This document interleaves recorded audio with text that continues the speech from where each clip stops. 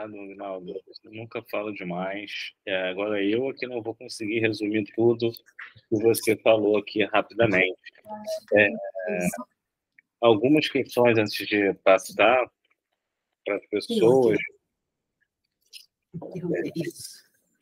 algumas questões importantes. Primeiro, eu vou te pedir esse PowerPoint em algum momento, até para falar com os alunos. Claro, é seu. Que não vieram. Vocês todos estão falando sobre a parte da energia elétrica. O início, achei muito importante, você falou modelo simplificado e tudo, mas a questão da geração, transmissão, distribuição e consumo, quer dizer, e de fato norteou toda a sua apresentação, como essas partes elas são importantes, sobretudo a questão de matrizes energéticas. Eu vou falar muito pouco, mas assim, foi só aquele... Você falava, eu me lembrei, acho que uns 4 anos atrás, veio um professor austríaco falar sobre, na Faculdade de Direito da UFRJ, falar sobre a questão climática, como que nós, no Brasil, tínhamos que aderir invariavelmente a algumas questões ecológicas, devido às condições e como nós sofreríamos as consequências, como todo mundo. É claro que aquilo me irritou bastante, eu vou selecionar alguns textos aqui, devido como ele falou, mas, assim, alguns textos que você mencionou que eu acho que são muito importantes, né?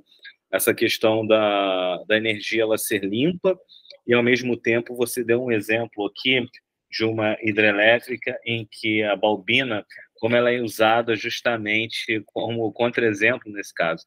Quer dizer, ela é limpa quando tudo sai corretamente, quando tudo é planejado, quando tudo é pensado, e isso me causou... São 2 níveis.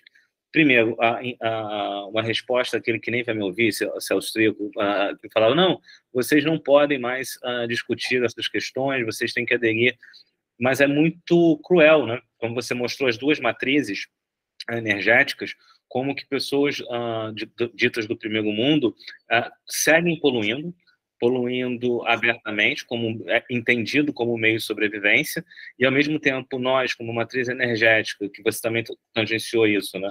Depende muito da nossa economia, né? Se a economia cresce, você precisa dar jeitos. E aí nós agora temos esse dilema, né? Nós temos uma energia limpa, mas, ao mesmo tempo, em crises como de 2001, nós podemos ficar com certos apagões. Temos ameaças, tivemos recentemente, 2 anos atrás. Então, do ponto de vista global, isso é muito interessante. E agora, do ponto de vista nacional, eu acho muito curioso, assim, essa relação que a gente tem com o modelo de privatização, que eu acho que quando você falou, achei muito pertinente, né? Você falou das questões de como as privatizações querem lucros imediatos e como nós não conseguimos ainda pensar a longo prazo, pensar, por exemplo, você deu um caso agora recente, deixa eu pegar aqui, eu falei que você falou muitos dados, já me perco, são muitas informações, mas você falou um caso muito interessante da questão da Dilma, está aqui, da Fiesp, né?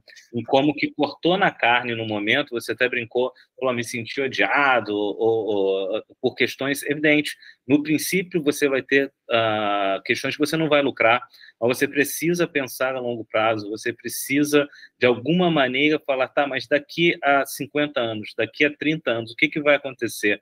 E como esses mandos e desmandos, eles até nos impedem de fazer isso. E, para terminar essa série de provocações e passar para você e depois abrir para perguntas, que certamente serão mais objetivas do que essa, eu me lembro muito como uma fala do Fernando Henrique, também bastante citado aqui, num debate dele com o Brizola, e aí saindo um pouco da questão energética e falando de educação, como as coisas são muito correlatas, como elas são muito próximas.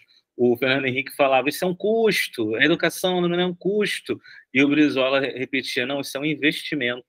A educação não é custo, é investimento. E era a mesma questão a energia, né? Ou como pensar a energia. Repetindo, se você produz mais, se você tem um país vibrante, você gasta mais energia, né? Então, de certa maneira, não planejar o gasto de energia é não querer um país vibrante, né? Você consegue, e você tem essa dimensão, isso é muito importante. E é óbvio que a pergunta filosófica para você, que seria a pergunta sacana, Aguinaldo, é o que é energia? Mas eu não farei. Deixa você começar. Não. Não, porque até hoje eu não sei o que é isso, eu sei que move as coisas, eu sei que as coisas acontecem, mas falar o que é energia eu acho muito difícil. e depois eu abro para os colegas perguntarem. Pode responder se você quiser ou Não, não. mas vamos deixar o pessoal falar um pouco. Eu acho que eu falei depois a gente. Tá bom. Alguém tem perguntas? Só uma coisa que é importante falar o mundo polui muito, mas o mundo inventou uma compensação que o Brasil usa muito pouco. São os créditos de carbono. O camarada diz, eu vou queimar muito monóxido de carbono, mas eu compro de quem não queima. Uhum. O Brasil podia estar ganhando fortuna. Tem empresas que fazem isso. Os nossos reservatórios, eles deixam de queimar bilhões de toneladas de carbono. Precisa medir isso e cobrar. Você cobra de empresas do mundo que Estados Unidos, da China, da Índia, quem quer que seja, você vem cá, você compra e aí polui sem culpa.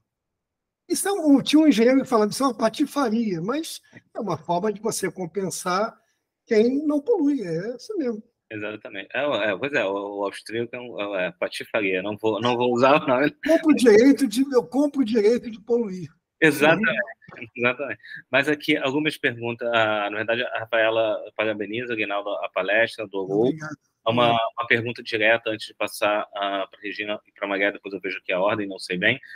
Vou colocar minha pergunta aqui, a Carla, no chat. No Enem, é muito cobrado questões sobre geração de energia. Existe a possibilidade de alunos de ensino médio visitarem usinas para entender o funcionamento? E aí eu já respondo também, Carla, nesse semestre eu fui convidado a acompanhar uma professora, a professora Flávia de Física. Nós visitamos algumas usinas da Light. Então, assim, tem esse processo, sim, isso é bem bacana, sobretudo para o seu processo de modelagem. Mas, Aguinaldo, há essa possibilidade em geral? Não só há, como há estímulo. Em Itaipu tem uma equipe dentro de Itaipu só para recepcionar não só estudantes, como turistas também. Você pode visitar Itaipu. Itaipu é muito longe, né? Sua escola no Rio. Então, Angra dos Reis tem um sistema muito bacana, as usinas de Angra. Visitar não é longe. Você já falou da Light também, né? São pequenas usinas, então o cara tem, não sei onde tem, mas você tem Furnas. Furnas também você pode programar visita às usinas de Furnas. Eles têm, inclusive, em Jacarepaguá, eu acho, uma mini usina exatamente para exibição para estudantes. Só fazer contato lá com a área de responsabilidade, eu acho que tem. Muito legal, é muito bacana. Bacana. A Carla não sabia, disse que vai procurar. Seguindo a ordem aqui, Maria. Aguinaldo, obrigada. E foi, acho que muito bom ouvir com detalhes a tua experiência, né, o teu conhecimento.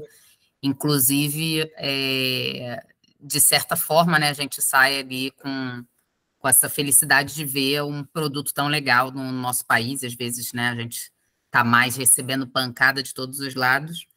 Então, fazer alguns comentários só, né, parar um pouco e olhar esse caminho, né, da energia foi bacana, ainda mais na minha área aí, né, dentro do museu, a gente pensando em exposições e vínculos e olhar um pouco, né, me remeteu a isso, esse caminho da energia, né, da onde ela sai, quais produtos, até ela chegar dentro de uma casa, né, e fornecer tudo que a gente fornece, algo que a gente não tem hoje em dia, então, né, com o tempo que a gente tem, né, o tempo que a gente leva para fazer as coisas, a correria toda, a gente não para pensar nisso, né? Quanta coisa acontece, quanta coisa tem que ser pensada e administrada até que uma energia chegue dentro de casa. E quem sabe a gente possa pensar em tratar disso também em algum momento numa exposição, né? Eu acho que é uma coisa bem interessante. E aí eu queria que você fale... uma outra coisa que eu achei bem legal é a questão do Procel, né? Como você comentou, o programa, mais ou menos a gente conhece, né? Das etiquetas, de ver ali, mas é muito interessante observar isso, né? Como uma instituição começa a atacar em outras frentes, né? Que talvez não olhe como a sua finalidade, mas quanto é importante essa expertise, né? da Eletrobras e tal, olhar para lá na ponta o que vai fazer diferença no trabalho dela, né? Então, isso é algo bem interessante da instituição. E aí a minha pergunta mais assim, sobre essa relação, por exemplo, de grandes cidades e pequenas cidades, né? Você mostrou um pouquinho isso ali com aquele gráfico em que o Sudeste, né, tem quase metade de consumo, de recepção, né? E na tua experiência, assim, como outras coisas que você tem observado, assim, de uma diferença nesse processo em, cara, o que é a energia numa grande cidade, o que é a energia numa cidade pequena, né? O que é chegar com a energia nessa cidade pequena. E também a questão do futuro, né? Para você, como você vê hoje essa questão da energia no mundo, daqui para frente, e também no Brasil. Bom, o Carlos, você tocou num assunto muito importante. Eu, quando trabalhava na Eletrobras, eu disse, mas por que a gente quer fazer um programa de eficiência se a gente vende energia? É como o cara que vende banana e que começa a dizer para o cara, não come muita banana, não se engorda. Aí o cara diz, olha, é tão caro produzir energia, é tão caro gerar energia, é tão caro o investimento, quanto menos a gente postergar isso, melhor. Então, é bom ter essa eficiência. Por exemplo, a Coserna aqui no Rio Grande do Norte, ela não só incentiva, como ela empresta dinheiro para quem quiser botar energia solar. E ela vende energia. Porque se eu gero energia solar aqui, eu estou gerando na minha casa para ela, não só para mim. Porque a energia que eu gero aqui não é a que eu consumo. Eu gero, boto na rede, eu uso a da Coserna e eu pago uma taxa para a Coserna para ter energia garantida com sol, com chuva, 24 horas por dia, todos os dias. Então, é um pouco essa consciência de que, mesmo eu vivendo na energia, eu preciso economizar energia. É muito importante que eu economize, até porque as fontes estão se esgotando. Ou a gente vai começar daqui um dia, acho que foi o Ideu que falou, se a gente tiver essa capacidade de armazenar a energia dos relâmpagos, você precisa de baterias do tamanho da Terra para acumular essa energia. A energia não é uma coisa que você guarda, a não ser pequenas baterias, né? Mas não é. Então, você precisa, de fato, ter um programa de... E educação também, né? Você precisa... Devia ter isso nas escolas primárias, secundárias, educação, porque isso... O cara fala, o Brasil, energia renovável, não destrói o meio ambiente. Quando você faz uma hidrelétrica dessa aqui, o estrago que... Veja bem, se vocês entrarem no Google, vocês vão ver o mapa do Xingu lá em cima, fazer uma curva, não sei o quê. Acabou com isso, cara. Tinham, sei lá quantas, 30, 40 tribos indígenas que foram diretamente afetadas. Mas teve que fazer teve um desvio lá em Belo Monte para não destruir totalmente e não inundar demais. Eles fizeram um canal artificial de 40 quilômetros. Então, capta energia lá em cima, desce por um canal e bota a turbina lá, acho que é 40 quilômetros. É uma distância muito longa. Isso encareceu muito o empreendimento, mas é isso. A gente precisa buscar cada vez mais eficiência, consumir menos e gerar de forma mais eficiente, porque senão a gente está destruindo nós mesmos, né? Outra coisa que você tinha falado, desculpa, eu não... do futuro. Eu acho que o futuro é isso que eu estou falando aqui. E buscar novas formas de geração. Tem que ter. Que não seja só usar a água dos rios, porque daqui a pouquinho, cada vez que você mexe no curso do rio, você está mexendo radicalmente numa coisa que durou milhões de anos para ser construída. Aquilo tem uma lógica da natureza. A hora que você mexe demais nisso, eu não sei o que vai acontecer 100, 200 anos à frente. O resultado pode não ser bom também, né? E o que é ruim também dessa... O Lula quer agora autorizar, está querendo, né? Autorizar prospectar petróleo na Amazônia. Isso pode ser bom para a economia, mas, cara, a Amazônia é o futuro. É como guardar dinheiro. Eu tinha um amigo que tinha uma fazenda e dizia que tinha 100 mil pés de árvores centenárias. Por que você não vende? Ele falou, tá doido? Aquilo é olho em pó. Cada dia que passa vale mais, rende mais do que na Bolsa de Valores. É um pouco isso. Preservar o meio ambiente é também uma forma de você investir. Como o Lula está fazendo, vender lá fora. Você quer continuar poluindo? eu vou deixar de poluir, mas você tem que investir dinheiro lá. Eu preciso levar riqueza para a minha gente sem destruir o meio ambiente. Eu acho que o futuro tem que ser o futuro da consciência coletiva, né? Inclusive das empresas que não têm consciência nenhuma, que a empresa quer ganhar dinheiro, maximizar.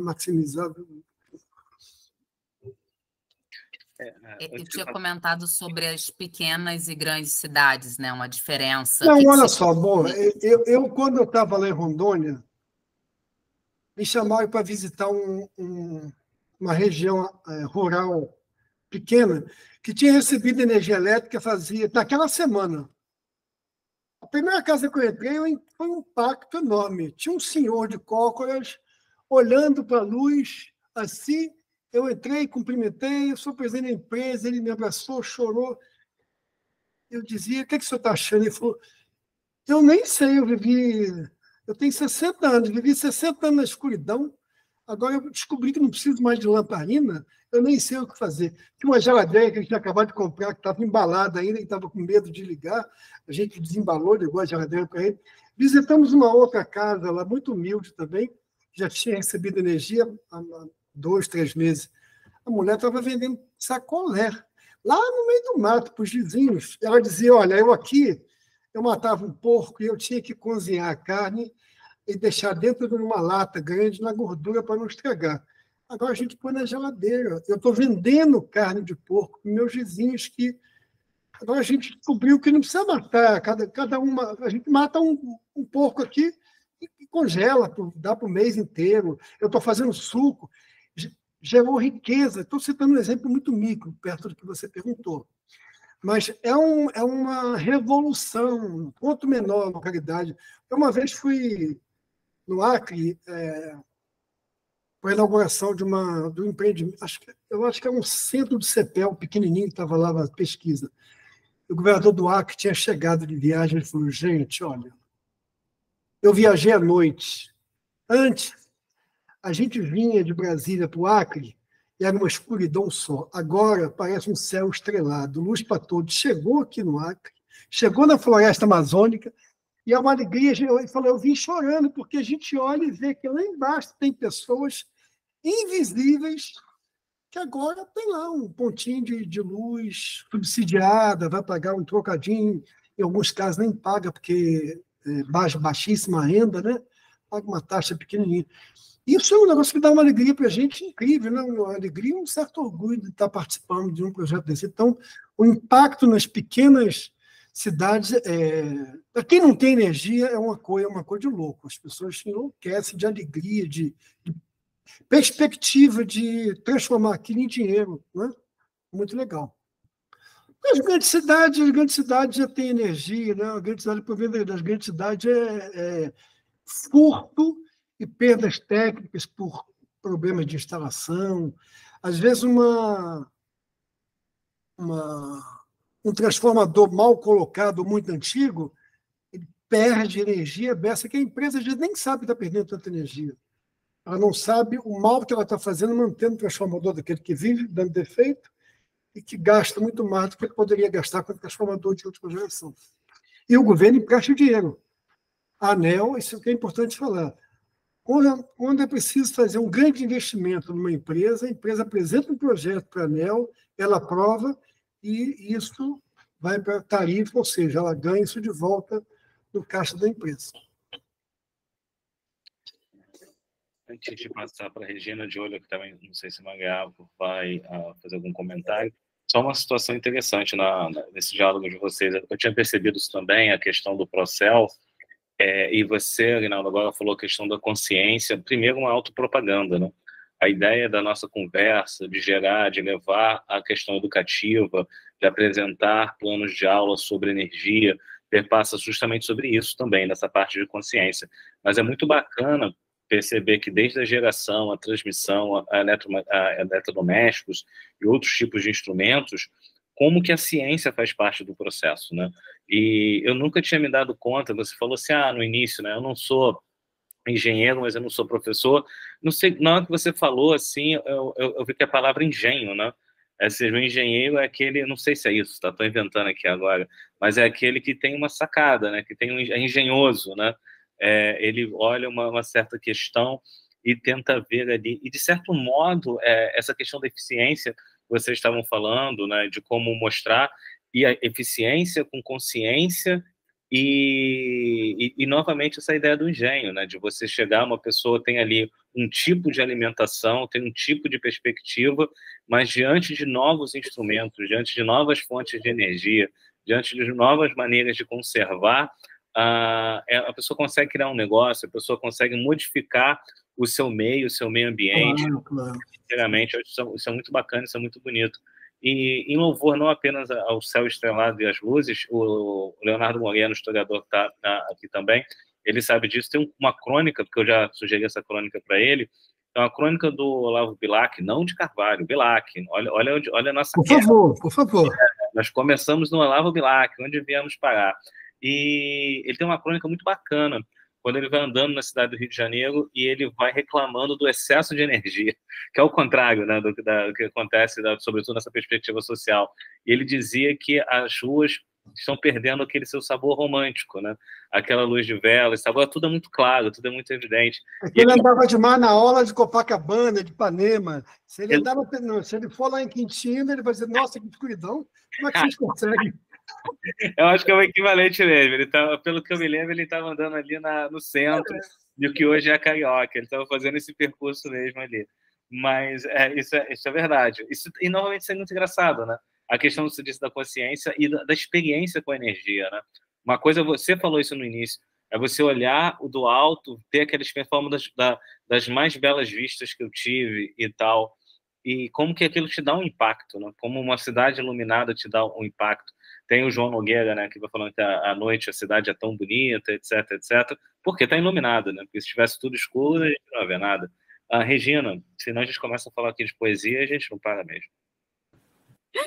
Não, também quero fazer uma digressão, agradecer, porque esse assunto, Aguinaldo, como a Maria colocou muito bem, as pessoas, elas conhecem, acham que conhecem, não se preocupam com todo um processo, né? E veja só, em que momento eu fui me preocupar com a energia, né? Na discussão de Belo Monte, em questões assim de preocupação, né, questionamentos, em cima de questionamentos, ainda mais por conta também do filme Narradores de Javé, a questão da memória, a perda da memória, aquilo que o Aguinaldo falou da árvore, que estava lá embaixo, uma floresta. Então, só nesses momentos, a partir de então, né, de Belo Monte, eu comecei a fazer uma preocupação sobre isso, né? E assim, especificamente quando falta energia. Quando falta energia, a gente não consegue fazer nada.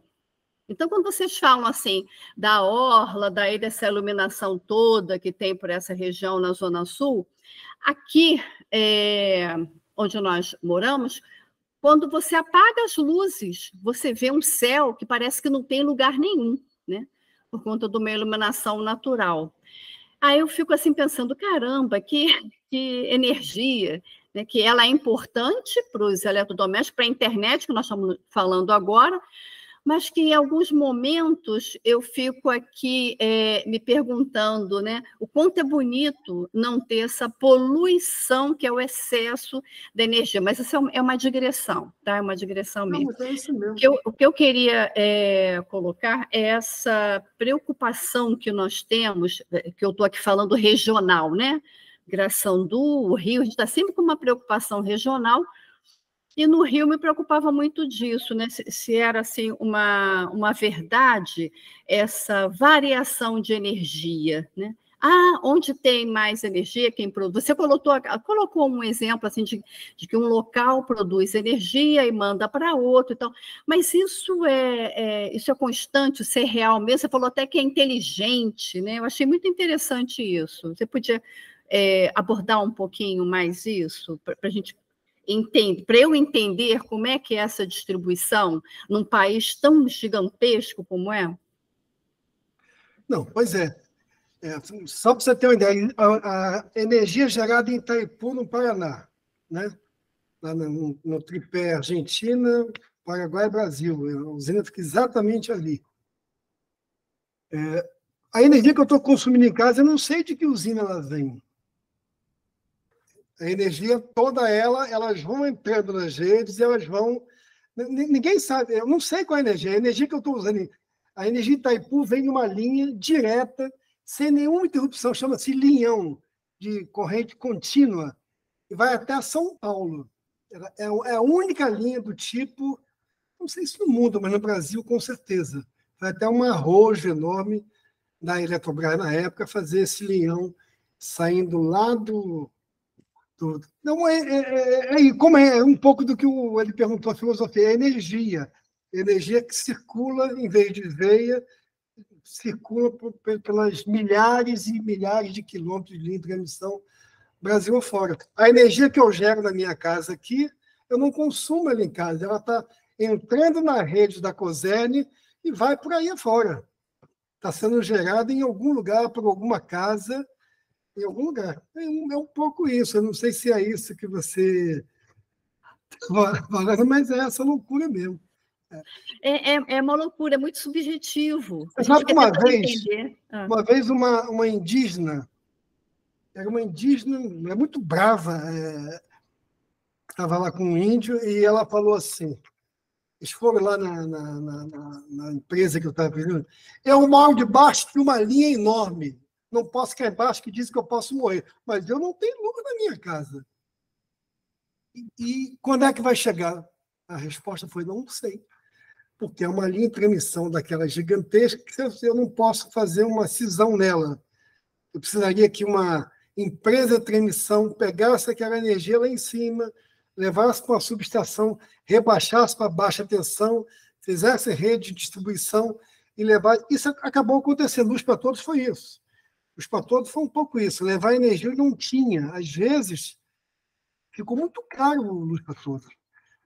A gente iluminou mais ou menos 3,5 milhões de famílias, de residências, mas com um custo bastante elevado, porque a densidade populacional é muito pequena. Você vem é igual aqui onde a gente mora, em Graçandu. Nós não temos nem vizinhos aqui, vocês vêm aqui, não sabem disso. Então, o custo da energia aqui é maior. Agora, você chega num local aí, em Copacabana, que tem, deve ter sei lá quantas mil pessoas, a energia chega aí rapidamente e você ilumina milhares e milhares de casas com um investimento relativamente pequeno, né? Em alto consumo, mas não é isso. O Luz para Todos acabou? Não, Luz para Todos foi, no governo Bolsonaro, não foi descontinuado, ficou em banho-maria, né? Até também teve a crise, agora está retomando com força total. É o maior programa de inclusão social que a gente teve nos últimos anos. Começou no Fernando Henrique Cardoso, se chamava Luz no Campo, mas os proprietários tinham que pagar uma parte. No Luz para Todos, custo zero para quem recebe energia, seja proprietário rural, pequena propriedade, ou seja, simplesmente moradores indígenas do Diabo 4. Isso foi... Agora voltou. Está previsto, acho que 500 mil famílias até o ano que vem. Pegar umas 500 mil. Falta ainda uns 10% da população que não tem energia elétrica no país, né? Sobretudo na região norte. Olha, aproveitando esse diálogo de vocês com energia, não sei, a Mariá ou outros que já frequentaram o Nordeste. Energia eu não sei, mas aquelas marés de águas quentes, vocês podem mandar. Aqui as águas andam muito geladas. Eu odeio hora gelada, eu estou no paraíso, olha, 7 horas da manhã, 6 da manhã, a gente entra naquela água ali, mesmo no inverno. Não, pois é, eu vou aqui também dar um tempo, caso alguém também queira perguntar, basta levantar a mão e escrever no chat. Algumas questões, assim, nós falávamos, aproveitando a fala da Regina, da patifaria do austríaco, né? Mas é engraçado, porque, de certa maneira, nós também não sabemos a energia que a gente está usando. Nesse exato momento, eu não sei se a minha energia é de uma fonte limpa, suja, renovável, não renovável, não sei quantos animais, evidentemente, é claro que é uma hipérbole, está, né? Forçando a barra. Você deve pensar assim, 70% da minha energia é limpa. Não quer dizer que não tenha causado impacto, porque para fazer uma usina como Balbina é uma tragédia. Você sabe como é quando faz uma usina? A usina de Tucuruí eu acompanhei muito. Eu visitei. Eles têm uma ilha que é um laboratório de biomas. Tem um orquidário que eu trouxe orquídea para cá. Antes de ligar as comportas, uma equipe de biólogos, antropólogos, foram recolhendo animais, uma ilha que era muito alta, que não ia ser inundada, sementes de todas as espécies de onde foram inundadas foram retiradas e replantadas na região. O tal da Balbina não teve isso. Mas mesmo em Tucuruí, você deve ter matado alguns milhares de animais que não conseguiu sair por algum motivo. Algumas espécies também podem ter sido afetadas, mas isso permite que a gente esteja conversando sobre isso agora, porque sem isso também a gente estaria gerando energia com óleo diesel, ou com carvão, ou com gás natural, que é tudo muito terrível também. Então, ou a gente consome pouco e vive mais no escuro, ou a gente acaba tendo que conviver um pouco com isso, que a gente tem que fazer um pouco das duas coisas. Então, eu boto sempre na minha cabeça, 70% que eu consumo aqui, na minha casa eu até posso dizer mais, 100% do que eu gero aqui não tem dano a não ser uns furinhos no telhado. Entendi. Eu estava até brincando aqui na minha cabeça comigo mesmo, digamos. Falei, poxa, o Aguinaldo é terrível. Ele colocou até porcentagens na nossa patifaria, né? Ou seja, não é 50-50, é 70-30. Você não, você já está aí transcendendo 100%. Uma outra situação também é muito importante, assim, o nosso grupo ele é bem diverso e teve a historiadora que veio do Macho uma vez, ela falou sobre a questão do patrimônio do céu, né? Como o céu como patrimônio, como que nós perdemos essa noção. E vocês estavam falando sobre a questão da poluição, das estrelas e tudo. É muito engraçado, assim, porque às vezes me incomoda muito o crescimento da cidade desenfreado e você não conseguir olhar, por exemplo, para uma montanha. Você está proibido de olhar para algo natural que foi dado por uma questão urbanística mal pensada. E aí nós voltamos àquela questão, né? Como é que você vai... E é óbvio que é impossível projetar tudo ao mesmo tempo. A pessoa no início do século XX não vai saber que eu vou bloquear a vista do Aguinaldo e da Regina quando eles estiverem aqui querendo olhar o Corcovado, ou querendo ver o Pão de Açúcar, ou o que for. É óbvio que essas questões não são assim, mas, ao mesmo tempo, como nós perdemos, né? É essa questão, como pesar, né? O que a gente ganha, o que a gente perde durante o processo, e é óbvio que isso é um diálogo contínuo. Acho que não temos mais perguntas, Aguinaldo, acredito. Novamente te agradecer, feliz mesmo para a gente ter conversado. Um pequeno passo para um homem, não, para um humano, diria outro, não, mas um pequeno começo, eu acho que nós já conversamos. E eu fiquei muito feliz de algumas pessoas terem se entusiasmado com o projeto. Foi, assim, bem uma coisa muito, muito avulsa, tá? Não foi pensado maquiavelicamente ou nada desse tipo, não. Os bolsistas foram surgindo e apareceram física, geografia e história. E aí o projeto estava ali, eu falei, opa, peraí. Inclusive, em algum momento, o Leonardo vai apresentar, vai gravar um vídeo sobre história, processo histórico, e as outras meninas também vão gravar. As outras meninas não, uma menina e um rapaz, Gabriel, o rapaz da física. Então, assim, isso vai ser bem bacana e eu vou, com certeza, informando vocês, não apenas pelas mídias aí do grupo, mas mandando também pessoalmente para cada um, e acho que vai ser bem bacana. Agradeço demais. Bacana, também agradeço muito a oportunidade, foi muito bom.